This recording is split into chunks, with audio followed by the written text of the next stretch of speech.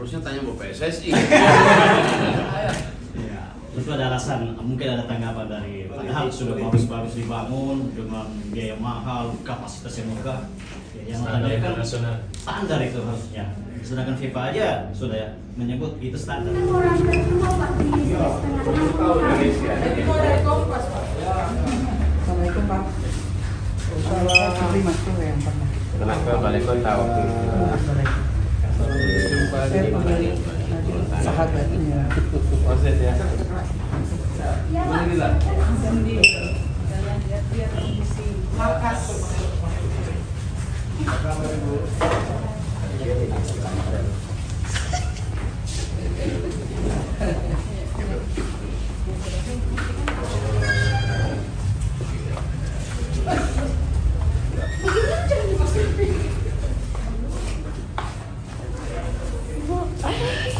Kamu di sini ya? Siap. Bisa ditutup sih. Terima kasih Mbak Kira. Jadi saya perkenalkan dulu ya. Beliau tadi sudah diperkenalkan Pak Rasman, itu tim rep mercusuar. Kemudian saya sendiri Suyanto, itu pimpinan perusahaan Sultan Raya. Kemudian ini Kak Tini, wakil tim rep mercusuar. Kemudian Resti, itu wartawan ekonomi untuk mercusuar. Kemudian sama Ahmad Pak, itu wartawan ekonomi Sultan Raya. Nah, itu. Ini kebanyakan kita teman-teman lagi di Malang, itu Perwanas. Kota olahraga waktu di Malang. Termasuk ownernya Pak. Ownernya di sana. Mewakili apa? Ini orang Pak didirikan oleh beliau itu termasuk juga pembawa HMI pertama di Pak di Sulawesi Tengah. Berdiri ini sebagai Mendiri termasuk pejuang pendiri provinsi Sulawesi Tengah. Beliau itu masih keluarga dengan ibu keluarga di Sulawesi Tengah. Keluarga dekat. usia kami 60 tahun Pak. Iya, saya baca tadi usianya 60 tahun dan bertahan ya. Iya. Luar biasa. Ukuran luar biasa. Pembacanya masyarakat Sultan. Sulawesi Tengah. Kan kami kebetulan kita backup online juga Pak ya. Media online-nya ada juga, kemudian e-papernya ada. Jadi untuk menyebarluaskan ke seluruh Indonesia kita pakai web. Jadi apa yang muncul di sini kita naikkan di web kita. Menjaga pembaca itu tantangan besar ya. Di era digital sekarang Kita tetap bertahan dengan cetak.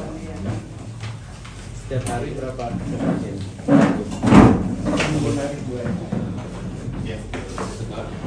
Karena kita menyebar di 13 kabupaten. Gitu. satu kota kemudian kabupaten. Jadi ini semua setiap hari distribusikan. Iya. Per hari. Jadi seperti sekarang ini seluruh kabupaten kota terima. Iya. Jadi tiap pagi kita jam 5 itu sudah start. Jadi Cetak jarak jauh atau cetak palu semua? Cetak Palu, dua. Pak. Kita punya percetakan sendiri. Cetakan sendiri. Kirim ke semua tempat. Iya. Tapi kan jaraknya jauh-jauh ya. Iya. Iya. ada langganan ini Pak travel kan tiap pagi. Sudah berangkat langsung. Sudah berangkat Paling pagi. lambat siang tibanya di kabupaten-kabupaten Pak. Jadi kita rasakan memang perjuangan untuk mempertahankan ini luar biasa, terutama 5 tahun terakhir. Kan ada yang menyadari, ada yang mengerti Pak bagaimana kebutuhan yang Ini bedanya apa Pak antara mercusuar sama swadaya? kalau ini kan 60 tahun yang lalu, kalau ini berdiri 10 tahun yang lalu Pak, atas dasar adanya konflik poso Pak. Jadi owner dasar tragedi itu membuat ide untuk mempersatukan masyarakat Sulawesi Tengah. Jadi ada nama ini. Iya, kita kebanyakan metropolis kata ini. Iya. Jadi ini dua redaksi. Dua Dua manajemen. Pak. Manajemennya beda. Manajemennya Manajemen beda juga. Kemudian Satu grup. Trimedia Trimedia Group. Suara Rakyat. Sebenarnya kita ada Sebenarnya kita empat. punya di Banggai juga, Pak. Banggai ada, Poso ada. Poso ada. Poso Raya sama Banggai Raya. Koran juga. Kalau di Banggai ada cetakan sendiri Pak. Kalau Iya. Poso nyetak di situ. Alhamdulillah saya senang sekali bisa kembali. Biasa. Ini baru pertama kali sampai ke Mercusuar. Iya. Selama ini kita mungkin ketemunya di lapangan ya. Iya. Ya teman-teman wartawan. Terima kasih sudah memuat beritanya nih tadi. Iya. Terima kasih. Dan memang seperti disampaikan kemarin saya datang, pertama adalah ada undangan Munas Kahmi. Iya.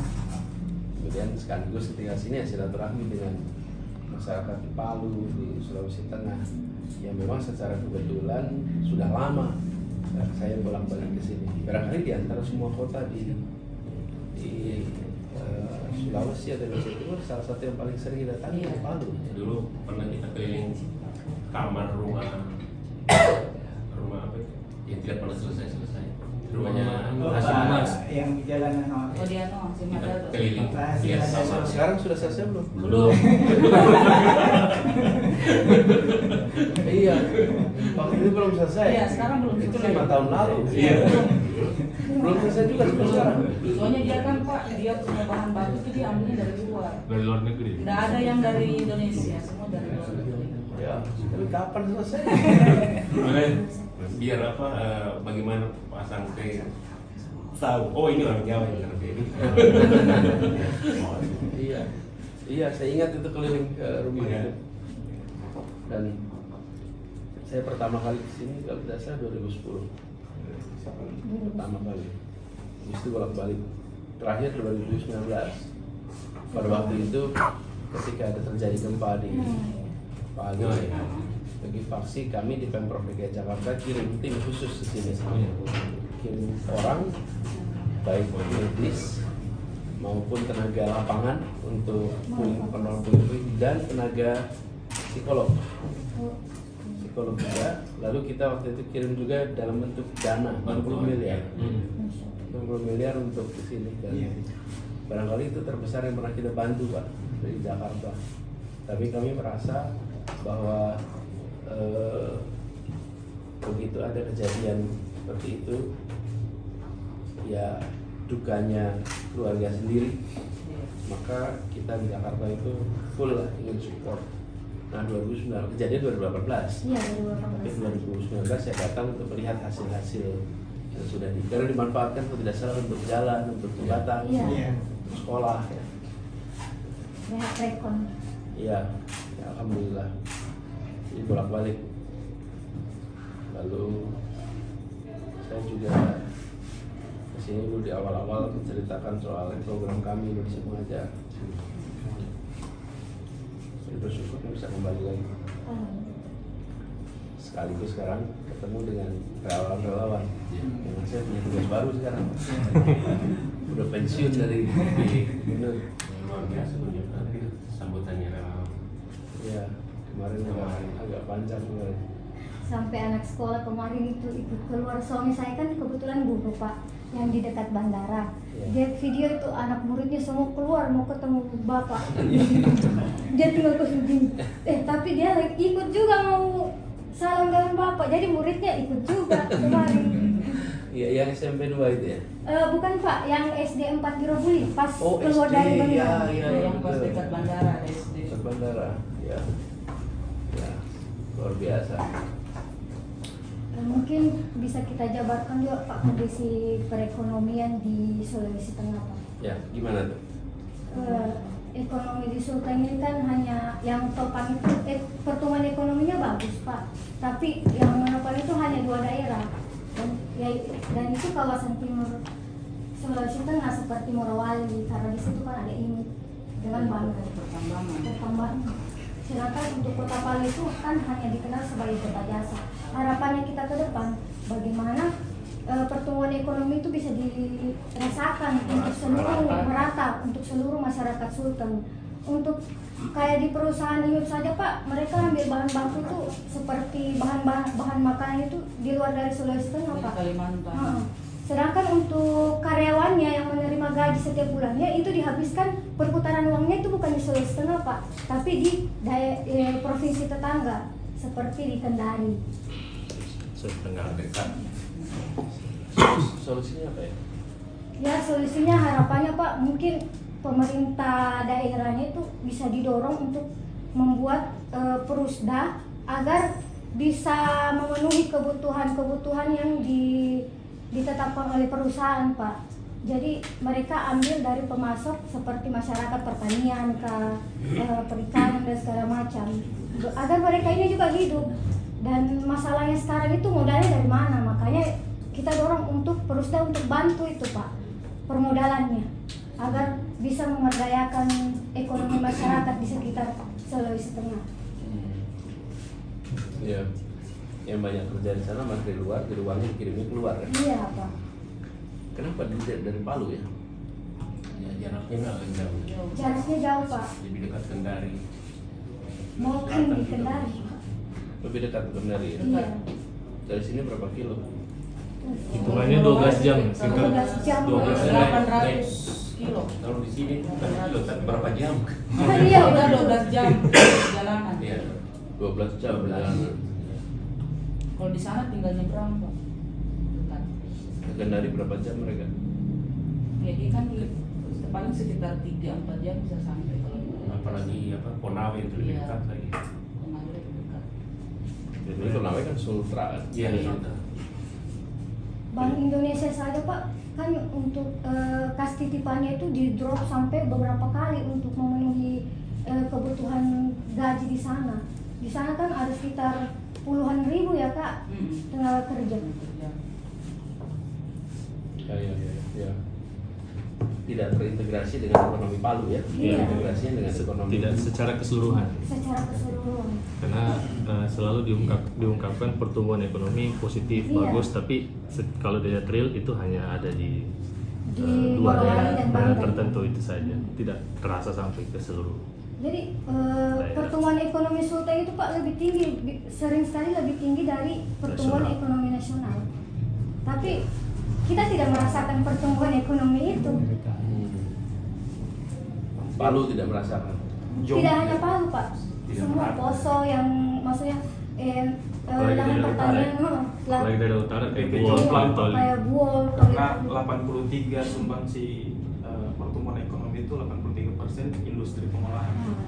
Jadi Jadi sama pertumbuhannya itu ada dalam angka ya? Iya. Tidak ada dalam kenyataan. Iya. Itu kalau seandainya bisa tidak diadakan itu industri pengolahan, mungkin kita paling bawah. Pertaniannya tidak bergeliat, perdagangan besarnya ya cuman di sekitaran Palu sini. Gitu ya? Gitu. Ya makanya tadi saya pikir apa yang bisa dikerjakan untuk Palu dan Sulawesi Tengah lainnya. Iya. Dari Tadulako ada kajian Jadi, kalau untuk ekonomi ada. Kalau ekonomi itu dia, saya sering Pak minta tanggapan dari pengamat ekonomi di Universitas Tadulako, tapi ya jawabannya itu. Saya nggak puas, kebanyakan kita nggak kena di situ. Mm-mm. Goalsnya pengamat itu Iya. rata-rata tidak memberikan Solusi. solusi Pak. Ya makanya itu jangan tanya masalahnya, saya tanya solusinya tadi. Apa solusinya? Dan kita sebagai wartawan tidak mungkin menulis berita yang berisikan opini kita Pak. Ya. Ya memang sebetulnya menjadi kota pendukung kegiatan pertama Kendari, bukan Palu ya? Iya. Bukan Palu. Dampak ke APBD tidak besar. Nggak besar. APBD-nya PAD-nya Target gubernur saja baru sampai berapa? Berapa Koma. persennya? 1 koma ya. Itu mana ya? Enggak. Oh, Enggak. Berapa kemarin? Sekitar targetnya kan 30 triliun kemarin. 14 kalau nggak salah. Oh ya 14. 14 triliun. APBD. Iya apa ya? Iya. itu Hah? provinsi. Provinsi. Iya kalau provinsi. PAD-nya 1 triliun. PAD. Nah iya PAD-nya 1 triliun. Ya, 4 make sense. 14 ya. Mungkin 14 keseluruhan kabupaten kota. Iya. Sebelumnya ada permintaan dari pemerintah daerah pemerintah provinsi terkait dana bagi hasil terkait pengolahan di Morowali 5 triliun itu cuma diambil sama pemerintah pusat. Dana bagi hasilnya itu pemerintah daerah cuma dapat 2,5%. Jadi untuk kabupaten sama provinsi sisanya pemerintah pusat. Nah itu yang sedang diperjuangkan terkait masalah otonomi daerah. Nah, kerusakan lingkungan di sana kan lebih besar daripada cuma dana CSR yang diberikan sama bidang penanaman modal asing. Nah itu yang ada bentuk-bentuk yang tidak adilan lah, karena sisi lain porsi pusat lebih besar, posisi daerah lebih kecil, sedang kerusakan lingkungan daerah yang tanggung. Nah itu yang fenomena yang berkembang dan sudah diperjuangkan berapa kali dan juga berhasil. Ya, ini satu persoalan yang sebenarnya kalau ada kemauan ya pasti ada jalannya ya. Itu salah satu PR terbesar kita. Jadi ini contoh ketimpangan antar daerah itu mengecil, tapi ketimpangan dalam daerah itu besar. Ya, contoh Indonesia juga mengalami begitu. Kita sudah anggota G20, ya. Berarti kita termasuk dalam 20 negara perekonomian terbesar. Iya. Tetapi di dalam Indonesia pusat pertumbuhannya ada di beberapa wilayah saja. Lalu ketimpangan dengan yang belum tumbuh itu menjadi lebih besar. Sekarang Sulawesi Tengah dari sisi pertumbuhan termasuk yang berada di paling atas. Iya. Tapi ketimpangan di dalam Sulawesi itu makin melebar. Jadi ini fenomena seluruh dunia, bukan fenomena di Sulawesi saja. Karena itulah kenapa kami selalu sampaikan bahwa integrasi perekonomian itu penting sekali. Karena kalau perekonomian tidak terintegrasi, maka pertumbuhan itu hanya dirasakan di beberapa titik-titik utama saja. Karena perekonomian tidak menjadi satu kesatuan. Nah, kalau integrasi ekonomi artinya connectivity dibangun, sistem logistik dibangun, dan yang tidak kalah penting adalah tenaga kerjanya siap. Karena kalau logistik dibangun, kemudian mobilitas disiapkan, konektivitas ada, tapi tidak ada manusianya, ya pasti akan datang dari tempat lain. Cuma itu harus, kita kemarin melihat ini salah satu PR paling penting di Indonesia sekarang dan paling sederhana, dan lihat harga-harga kebutuhan pokok. Karena kebutuhan pokok kan variasinya tinggi sekali ya, perbedaannya tinggi antar daerah, apalagi kalau sudah sampai ke daerah yang lebih sedikit, maka harga kebutuhan pokoknya malah menjadi makin tinggi. So, jadi perhatian kita lagi belanja masalah sekarang.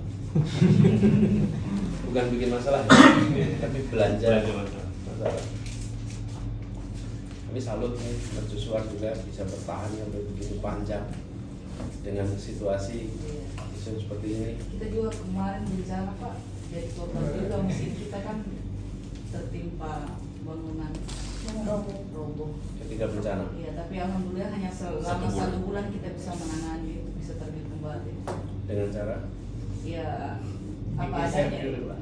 Peralatannya Cetaknya kita dikeluarkan geser. dari, alhamdulillah mesinnya tidak apa-apa, cuma gedungnya aja yang ambruk.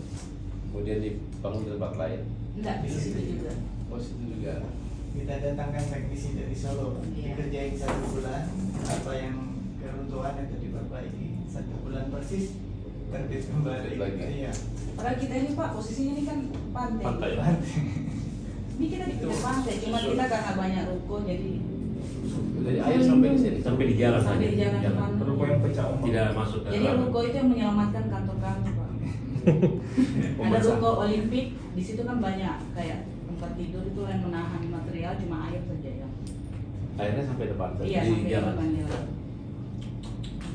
Korbannya juga sampai sini di jalan. Berapa jauh dari sini sampai ke 500 meter. 100 meter. Penggarapan ini sebelahnya. 500 meter ya. Sekitar 200-an meter. 200 meter. Dekat tadi. Iya dekat.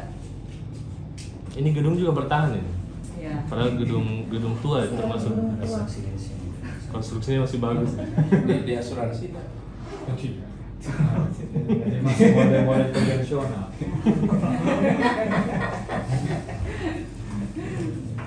Tapi pegawainya di asuransi kan? Iya. Ada BPJS lengkap. BPJS Ketenagakerjaan Kesehatan. Iya. Pak bisa tanya ini. Boleh. Posisinya Pak Anies kan. Boleh.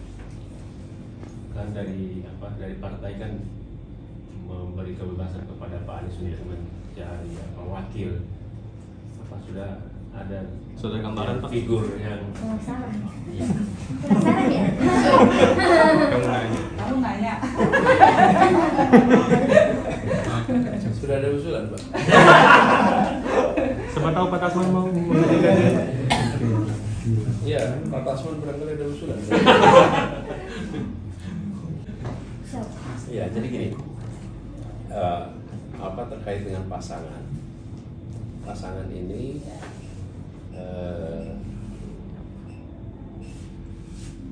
memiliki potensi 3 peran: membantu kemenangan, membantu stabilitas dukungan, dan membantu efektivitas pemerintahan. Itu 3 peran. Dan 3 ini berurutan seperti tadi. Urutan nomor 1 adalah kemenangan, 2 stabilitas dukungan, 3 pemerintahan. Nah, penentuan pasangan sesungguhnya tidak bisa berada di dalam ruang hampa. Kenapa? Ya seperti kita mempertandingkan badminton. Menentukan pasangan itu juga membayangkan lawannya seperti apa. Jadi kita tahu itu. Kemudian juga proses pemilihan presiden itu baru terjadi tahun Februari 2024. Antara sekarang sampai 2024 itu masih banyak dinamika. Sehingga dalam situasi begitu rasanya lebih bijak pada fase ini untuk menyamakan jalan bersama dengan koalisinya, sambil jalan, sambil kita lihat perkembangannya. Dari situ kemudian nanti memutuskan siapa yang pas menjadi pasangan.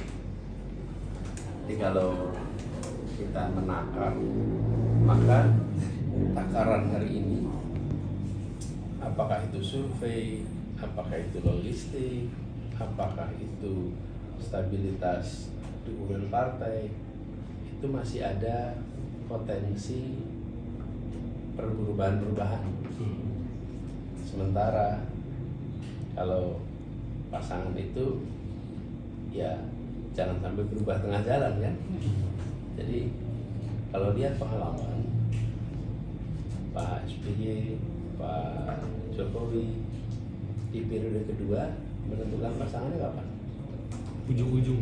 Last minute. Last minute. Bahkan sudah ada yang mau jahit baju kan.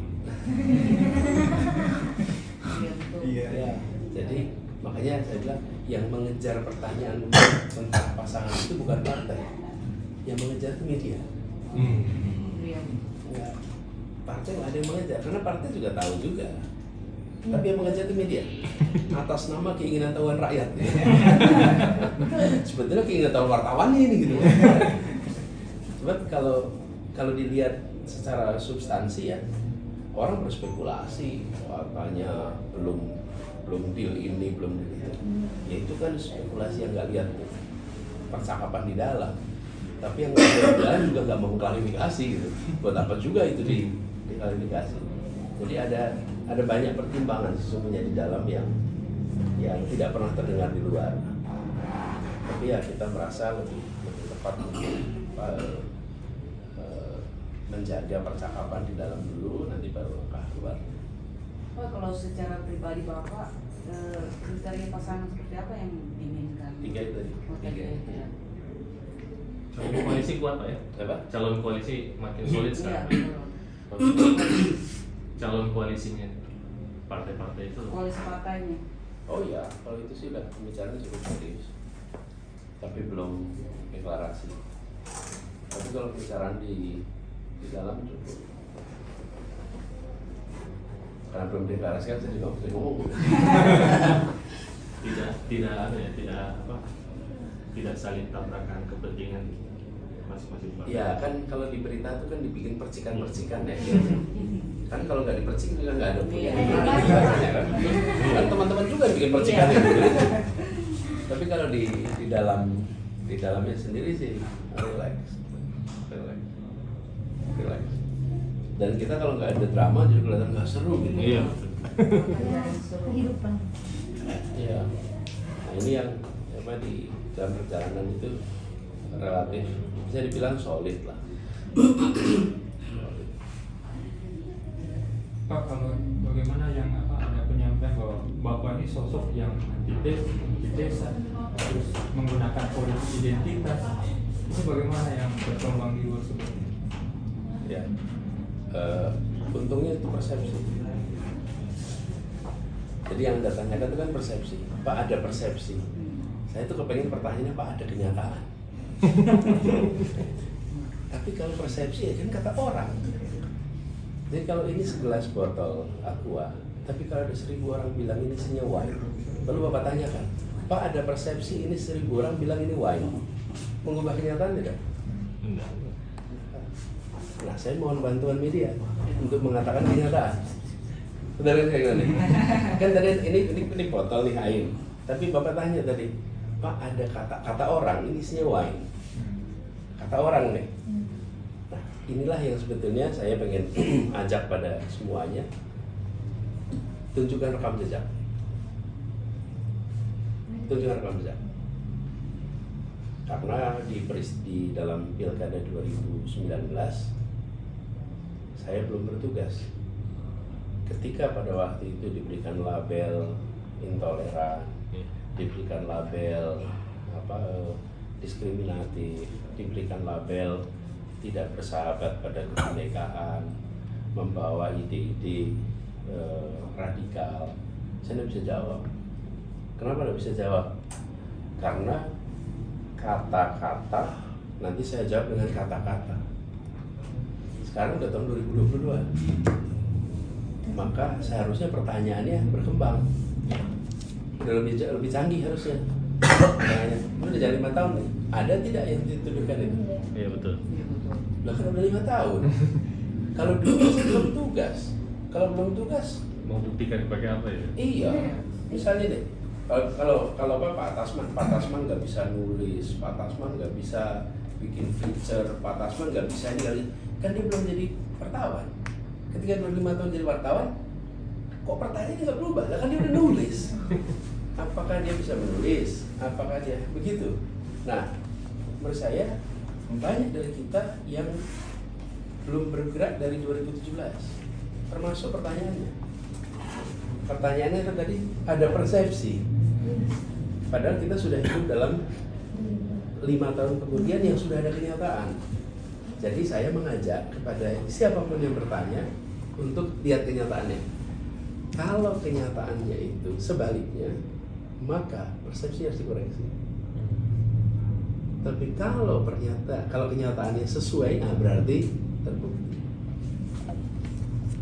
Jadi alhamdulillah di Jakarta boleh dicek apakah ada kebijakan 5 tahun ini yang intoleran, apakah ada kebijakan 5 tahun ini yang tidak mencerminkan rasa hormat kepada kebinekaan, apakah ada yang diskriminatif pada minoritas, apakah malah sebaliknya.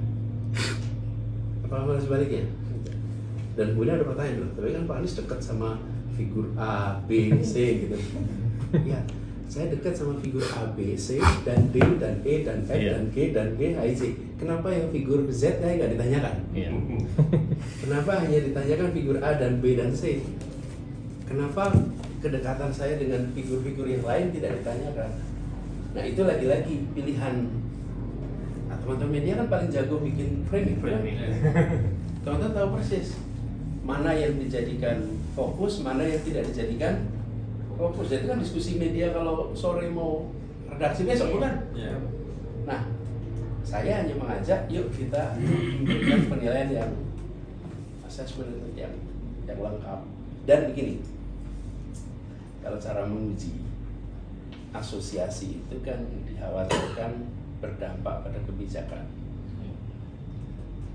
Misalnya, kalau mercusuar memiliki kedekatan dengan figur X, nanti dikhawatirkan isinya mercusuar mencerminkan pengaruh dari sekarang dilihat. Saya udah 5 tahun di Jakarta nih. Terus berkata, apakah ada kebijakan saya mencerminkan asosiasi itu? Saya mengambil kebijakan Jakarta berdasarkan minimal 3. 1, konstitusi perundangan. 2, public interest, kepentingan umum. 3, common sense, akal sehat dalam semua kebijakan. Jadi coba dilihat, kalau nggak ada berarti asosiasi dengan siapapun tidak memiliki implikasi kepada kebijakan. Bahkan saya malah bisa katakan kita memiliki ruang yang lebih leluasa untuk mengambil kebijakan-kebijakan yang dikhawatirkan dulu. Sebagai contoh, simbolik, tapi nggak ada gubernur yang berani. Kalaupun nggak berani, nggak ada gubernur melakukan lah. Kita nggak tahu lah berani atau tidaknya. Kita yang melakukan. Contoh, masyarakat Tionghoa di Pecinan, Jakarta itu kehilangan gapura penanda pecinan karena diruntuhkan oleh Jepang. Tentara Jepang masuk, sama Jepang itu dihancurkan, nggak bisa lagi. Dan sesudah Indonesia merdeka, tidak ada satupun yang mengizinkan gapura itu dibangun lagi. Masyarakat Tionghoa di sana kepengen itu munculin lagi, nggak bisa. Baru berhasil sekarang. Nah terus ada yang bilang, wah itu kan niatnya. Niat dari siapa yang kita tahu? Kenyataannya nggak ada yang pernah bisa melakukan gitu. Niatnya melakukan. Nah, saya ingin sampaikan bahwa banyak hal justru bisa dikerjakan karena prinsip kami fairness, keadilan, kesetaraan. Contoh, kalau mau Lebaran umat Islam takbiran keliling. Nah kalau mau Natal nggak ada tuh ruang publik diizinkan untuk masyarakat Kristen. Mereka melakukan Christmas dulu rohani, lagu pujian. Di Jakarta kerjakan sekarang di Monas. Pertama kali dalam sejarah Republik.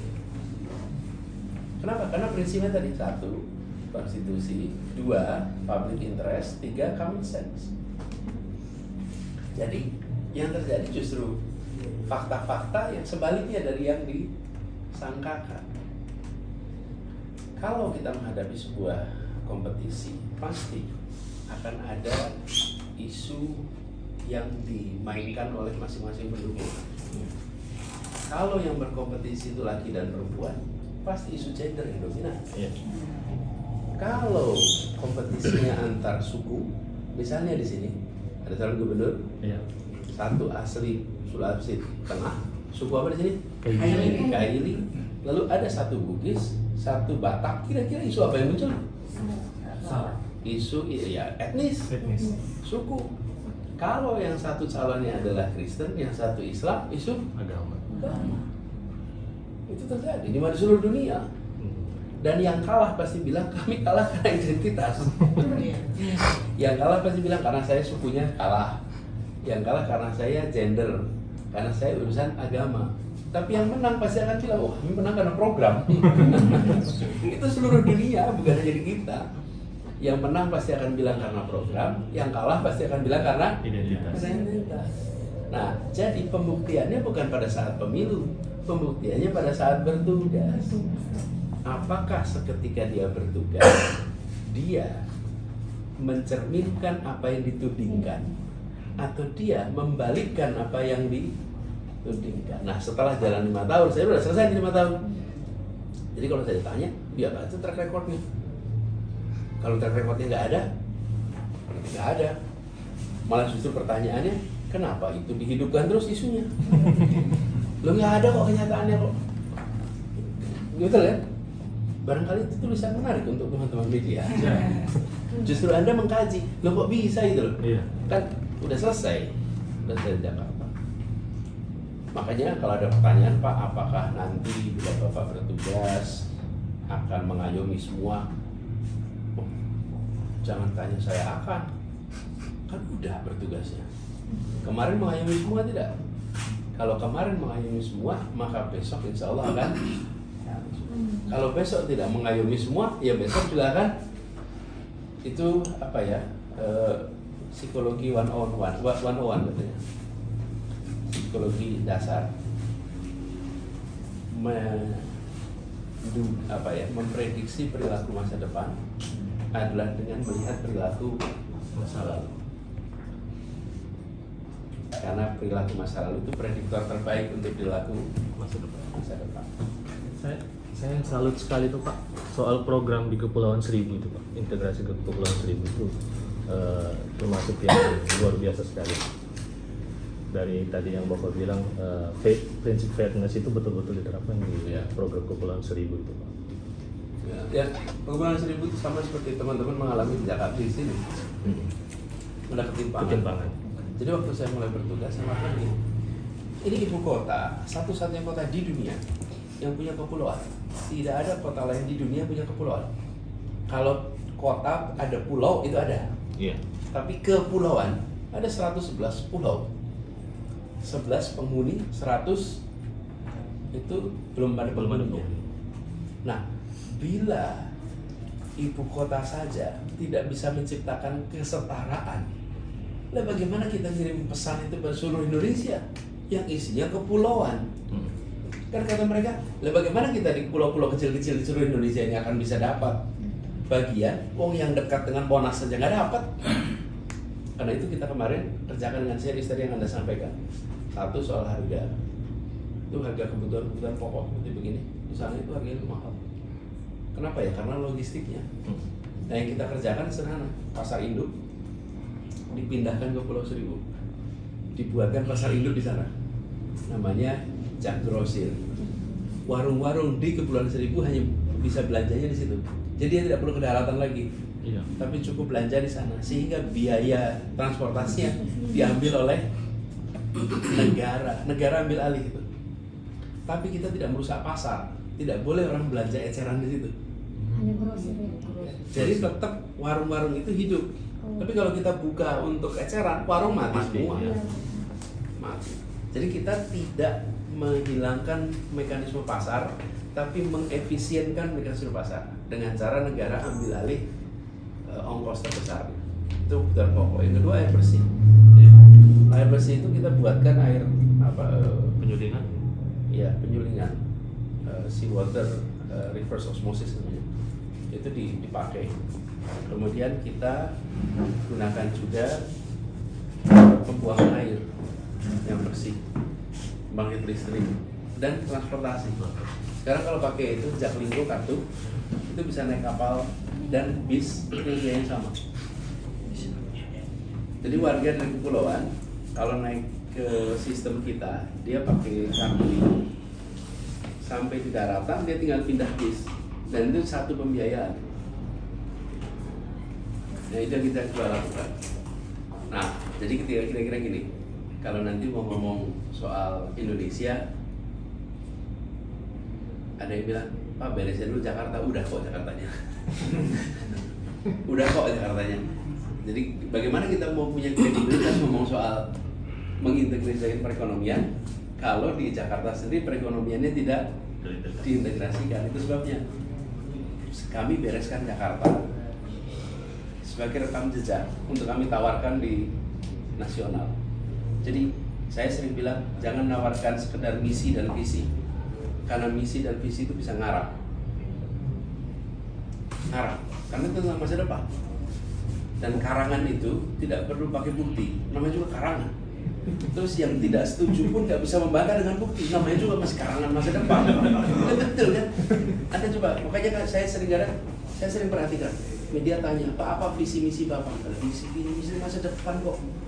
Yang bikin nggak perlu bawa bukti, yang menentang pun nggak punya bukti.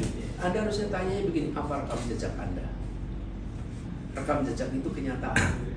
Kalau visi misi itu imajinasi.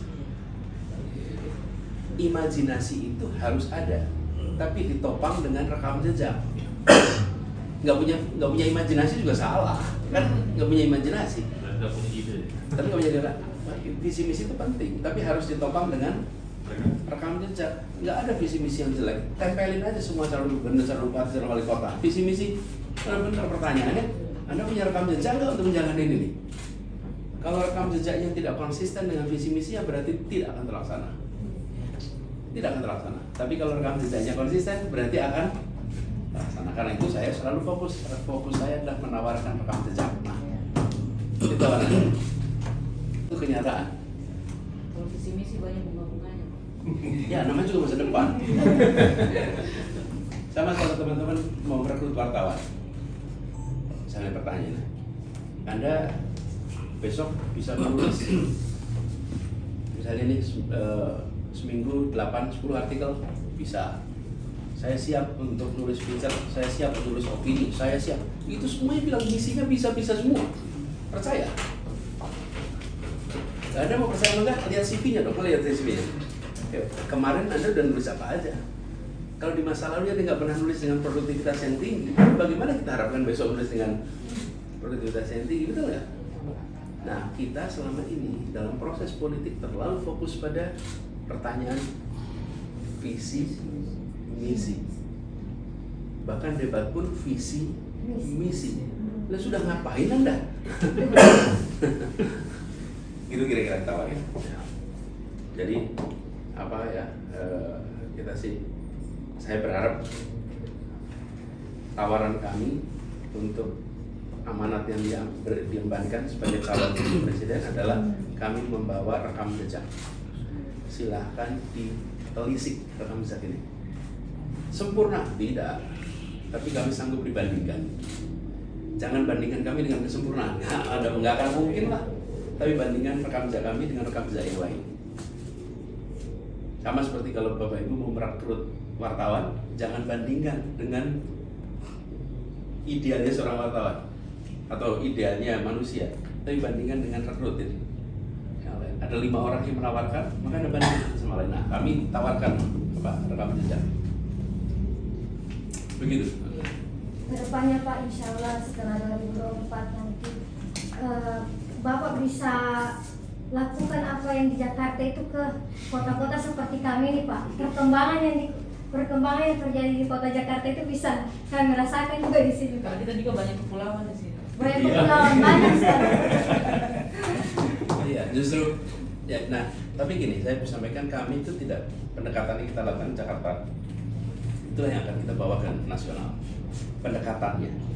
Tapi ya, karena solusinya tiap daerah itu beda-beda.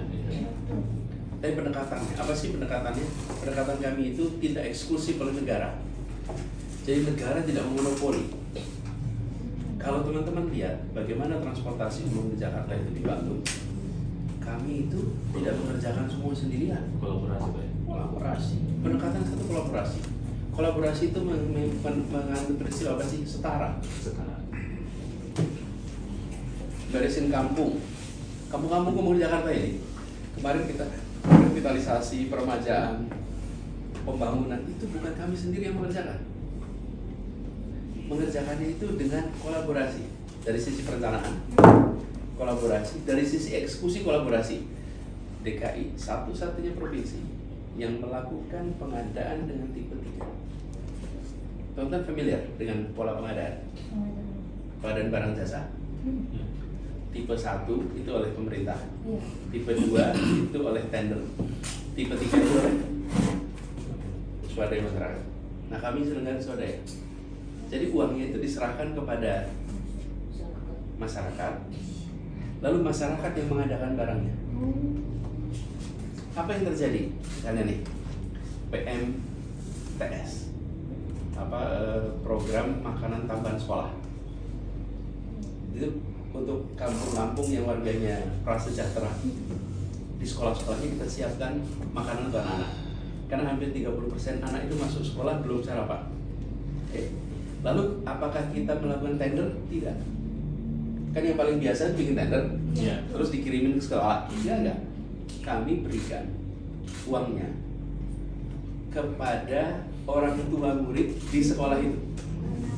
Oke. Kemudian orang tua murid sekolah itu masak dengan kriteria yang sudah kami tetapkan. Yang masak siapa? Ibunya anak-anak.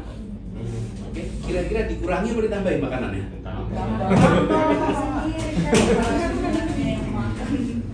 Apa yang terjadi? Ya, makanannya sehat. Mau nggak ada racunnya? Enggak lah. Mau buat anaknya sendiri kok. Jadi ibu-ibu itu bergantian masak untuk anak-anaknya sendiri, uang dari kami.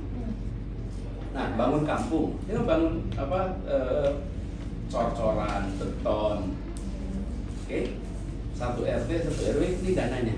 Ada, ukurannya kita ada. Per meter itu berapa? Harganya kan ada satuannya. Mau jalan, ya sudah kita serahkan itu. Mereka yang mengerjakan. Apa yang terjadi? Ya ditambahin semennya, ditambahin pasirnya. Lah mereka merasa ditarik. Nah di Republik ini semuanya jadi penonton sekarang itu. Semua dikerjakan negara. Terus kita bilang udah ada dulu, tenang. Bayar pajak menyoblos itu aja udah. Begitu jadi protes. Nah kalau kita enggak. Karena itu ketika jalan-jalan dibangun itu bikinan warga. Merasa kepemilikan atas program ini bukan barang baru di Republik ini, namanya gerakan. Dulu Republik ini dibangun dengan semangat gerakan. Terus sekarang kita udah jadi pemerintah, semua dikerjakan sendiri oleh negara. Bapak itu kami kembalikan itu. Jadi pendekatan kolaborasi. Tidak semua hal bisa dilakukan seperti itu. Ya. Kami nggak melakukan itu untuk semua hal. Tapi untuk hal-hal yang kita lihat bila itu dilakukan dengan tipe 2 dan tipe 1 nggak akan efektif. Lebih baik dikerjakan dengan tipe 3. Nah kami itu satu-satunya provinsi yang menyelenggarakan tipe 3. Dan memangnya jajaran DKI senang? Tidak. Mereka juga nggak senang. Pengennya tipe 1, tipe 2. Oke? Hah? Kalaupun nggak ada fee, kalau di audit lebih gampang. Oke? Kalaupun nggak ada fee ya, kalau di audit itu kalau ada fee itu kan kita nggak bisa buktikan ya. Tapi dasar proses audit itu lebih mudah karena ada prosesnya tendernya sekian. Nah, tapi urusan seluruh Republik ini kerjaan tipe 1, tipe 2. Nah kita menjalankan tipe 3 ini kolaborasi. Jadi ketika kita bilang kolaborasi itu eksekusinya itu senyatanya, bukan kolaborasi kok lip service. No. Lalu perencanaan ribet itu kalau menata kampung. Perencanaan. Kenapa? Karena kami pemerintah undang rakyat, undang ahli, termasuk NGO, LSM, dan luar fasilitator.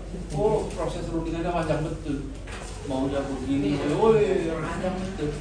Tapi lebih baik berundingnya panjang, habis eksekusi semua senang, daripada cepat eksekusi, habis itu berantem nggak selesai. Ini yang kita kerjakan kemarin di Jakarta. Transportasi juga sama. Nah, pendekatan satu kolaborasi, yang kedua ada keberpihakan pada prinsip keadilan sosial diwujudkan dalam bentuk pertanyaan untuk setiap program.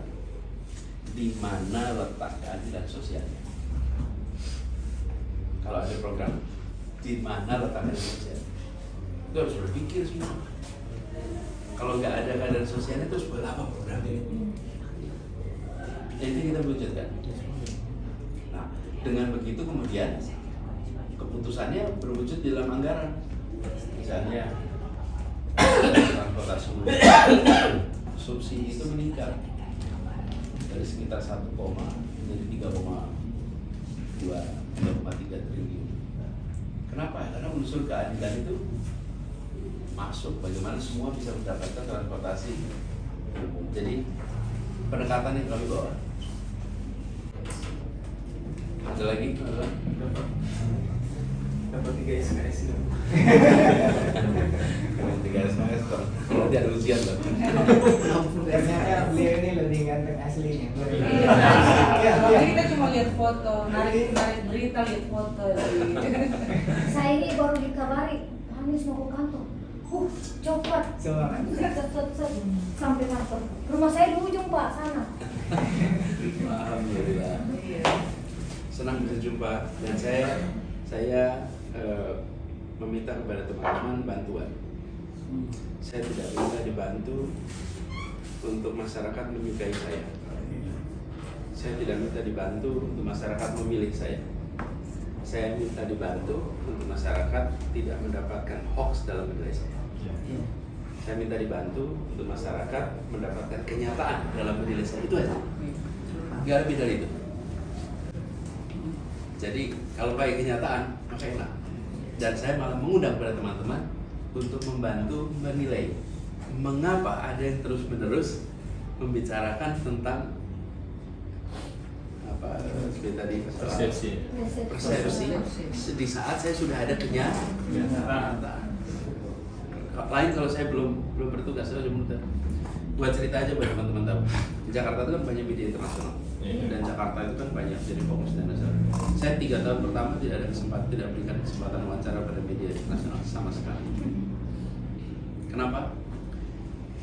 Karena media internasional itu tidak akan membahas tentang kampung, transportasi, makanan anak, nggak akan dibahas itu, kemiskinan nggak ada.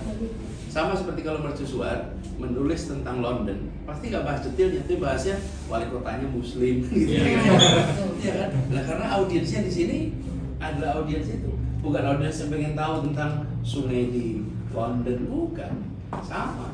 Ketika mereka menulis tentang Jakarta, mereka pun akan menulisnya tentang ada seorang gubernur beragama X dikalahkan oleh gubernur beragama Y, gitu kira-kira. Karena itu, saya ya biar. Karena itu kemudian saya pikir saya tidak akan layanin wartawan internasional selama 3 tahun lebih. Tahun keempat baru sesudah saya bertugas panjang, maka setiap kali ada pertanyaan saya tunjukkan ini udah ada 3 tahun. Anda melihat tidak kedekatan itu berdampak pada kebijakan? Nggak ada, ya sudah berarti itu nggak ada artinya. Itu yang kita lakukan. Jadi saya mohon berharap teman-teman berkenan membantu hanya untuk memberikan informasi yang sesuai. Selebihnya biarkan Air mengalir.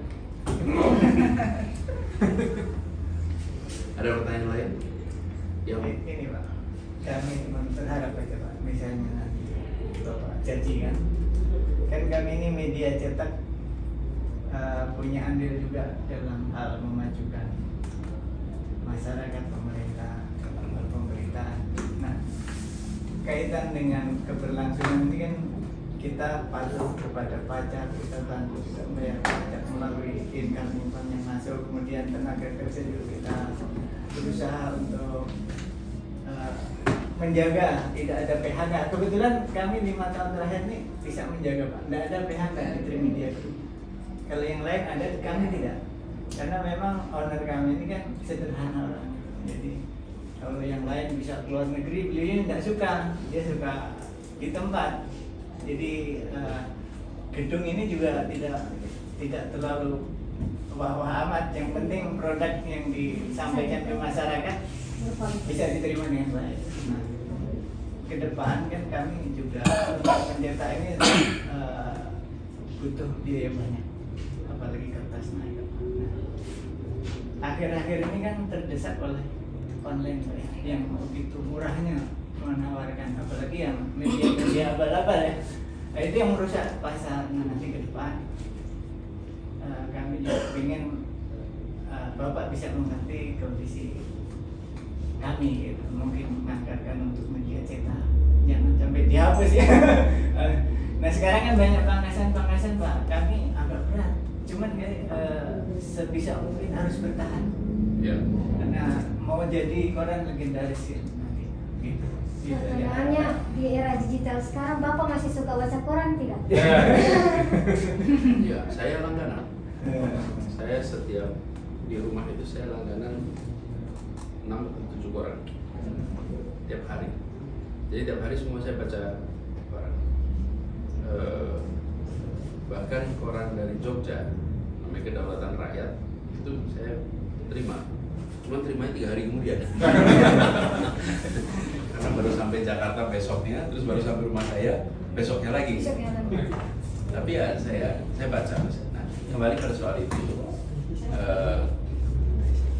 satu sisi ada perubahan zaman, tapi di sisi lain itu ada juga mekanisme pasar yang barangkali tidak efisien, terutama bahan baku. Tekanan pada harga kapas itu kan tinggi sekali. Tekanan pada, jadi saya melihat memang saya merasa begini, selama itu adalah supply and demand, biarkan mekanisme itu jalan. Tetapi ketika ada unsur-unsur yang membuat pasar itu tidak bisa beroperasi secara efisien, itu dikoreksi. Karena kalau itu dikoreksi, maka supply and demand bergerak. Tapi kalau misalnya tidak ada demand-nya lagi, nih, ya berarti itu sudah berubah di masyarakatnya. Tapi jangan sampai ada demand, tapi biaya produksi nggak mencukupi. Kenapa biaya produksi nggak mencukupi? Karena faktor-faktor produksinya mengalami peningkatan harga. Kenapa peningkatan harga? Karena regulasi.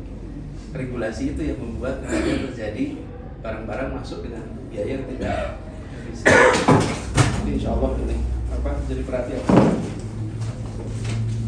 Terima kasih Bapak, Ibu. Terima kasih.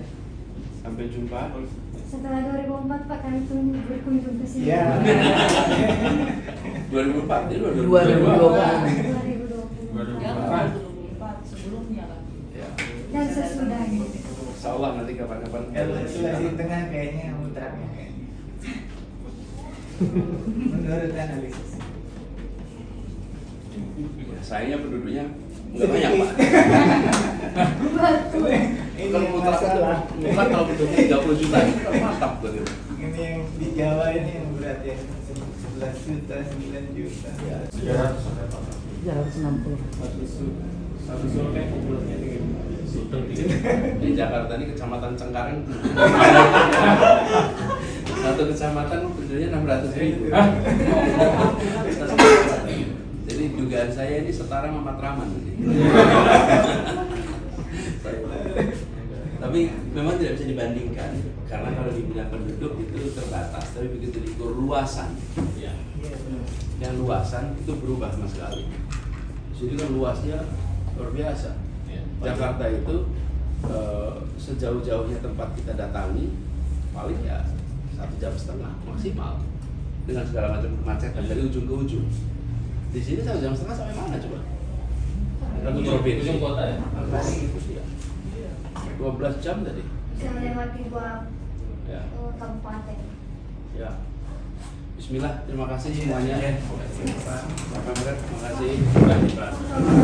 Tapi kenapa PSSI nggak mau pakai itu stadion ketika ada friendly match antar negara?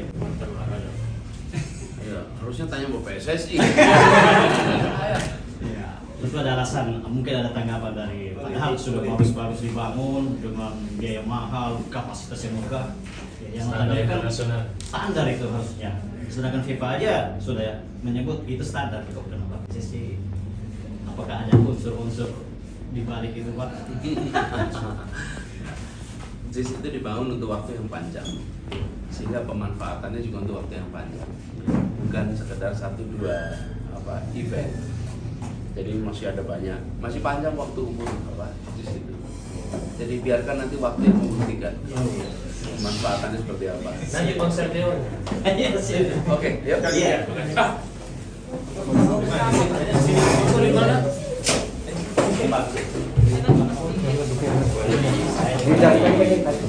Saya boleh minta tolong. Boleh.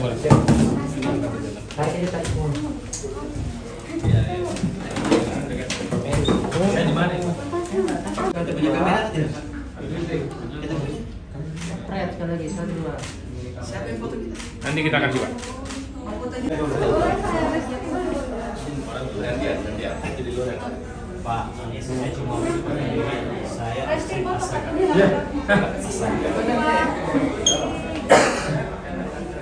lagi dengan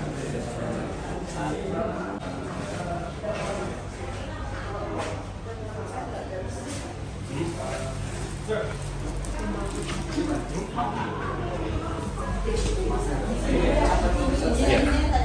Mungkin kalau ada kertas. radio saja. Terima kasih ya, oke dibantuin. Terima kasih Bapak, sudah dibantuin. Amin. Foto dulu, jalan dulu ya. Boleh dulu foto boleh. Satu dua. Terima kasih Pak, kasih banyak.